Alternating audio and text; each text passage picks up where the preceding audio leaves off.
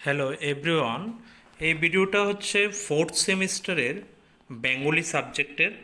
Fourth semester Bengali subject যে পাসের স্টুডেন্টরা আছে তাদের জন্য, কিন্তু এখানে হাতের লেখা টাইপ করে দিতে পারেনি।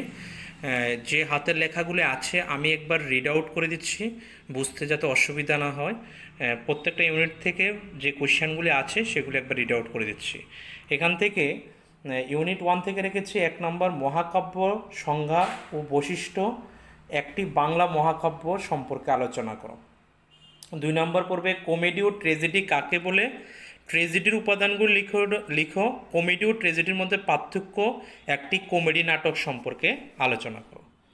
3 নম্বর হচ্ছে ঐতিহাসিক নাটক কি, এর বৈশিষ্ট্য লিখো, একটি ঐতিহাসিক নাটক সম্পর্কে আলোচনা করো। 4 নম্বর রেখেছি উপন্যাস কাকে বলে, উপন্যাসের শ্রেণীবিভাগগুলি কী কী, এদের নাম লিখো। এ হচ্ছে 4টা প্রশ্ন, তোমরা এর মধ্যে ভালো করে দেখবে এবং 2টো প্রশ্ন স্টার মার্ক দেওয়া আছে, একটু ভালো করে দেখার জন্য, মহাকাব্য আর কমেডি। আশা করি 4টা থেকে 2টো ভালো করে অ্যাটলিস্ট তোমাকে দেখতে হবে। ইউনিট 2 থেকে রেখেছি, দেখো ইউনিট 2 থেকে রেখেছি প্রত্যঙ্গ প্রবন্ধটা ভালো করে পড়ে নেবে, সেটা বিষয়বস্তুটা ভালো করে পড়ে নিলে যে কোনো প্রশ্ন আসলে তুমি লিখতে পারবে।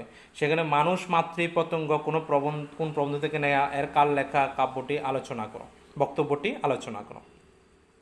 তারপর আরেকটা রেখেছি আমার মন, তাহলে আমার মন আর প্রত্যঙ্গ, তারপর রেখেছি বিড়াল। এগুলি একটু ভালো করে দেখে নেবে, এই বিড়াল, আমার মন, প্রত্যঙ্গ, এগুলি ভালো করে দেখলে এগুলি থেকে একটা প্রশ্ন তোমাদের কমন পড়ে যাবে।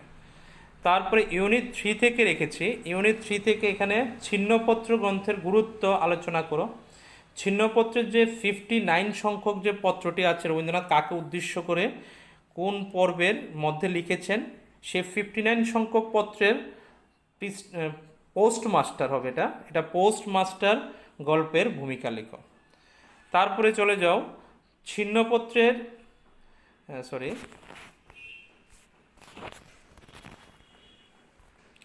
ছিন্নপত্রে রবীন্দ্রনাথের সাহিত্যের সৃষ্টির যে পূর্বাভাস লক্ষ্য করা যায় সেই সম্পর্কে আলোচনা করো। এখানে যে 3 নম্বর প্রশ্নটা আছে, এগুলি তোমরা ভালো করে তৈরি করে নিলে আশা করি এর থেকে কমন পড়ে যাবে।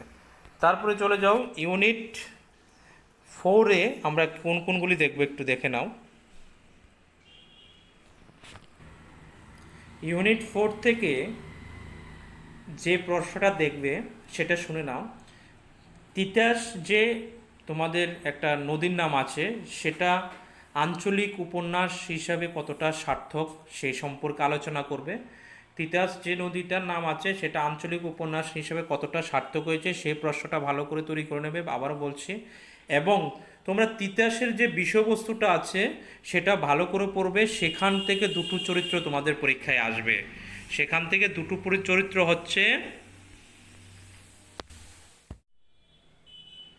প্রথম চরিত্রটা হচ্ছে, একটা হচ্ছে কিশোর এবং দ্বিতীয়টা হচ্ছে সুবল। 2টো প্রশ্ন একসাথে দিয়েও আসতে পারে, কিশোর ও সুবলের চরিত্র লিখো 5+5, আর নয়তোবা যে কোনো একটাও জিজ্ঞেস করতে পারে।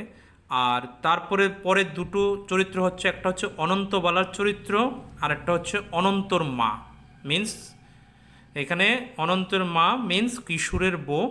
অনন্তবালা এবং অনন্তর মা এই 2টা চরিত্র পড়তে পারো। কিন্তু তার থেকে সবচেয়ে বেশি ইম্পর্টেন্ট বলবো, তিতাস যে একটি আঞ্চলিক উপন্যাস হিসেবে কতটা সার্থক সেটাও ভালো করে আলোচনা করবো। আঞ্চলিক উপন্যাস কি বা তার বৈশিষ্ট্যের সাথে অ্যাড করতে পারে। তাহলে এই 3-4টা প্রশ্ন দেখে নিলে তোমাদের কমন পড়ে যাবে। এই হচ্ছে তোমাদের 4th সেমিস্টারের বেঙ্গলির 5 সাজেশন, এগুলি ভালো করে তৈরি করে নেবে। ধন্যবাদ।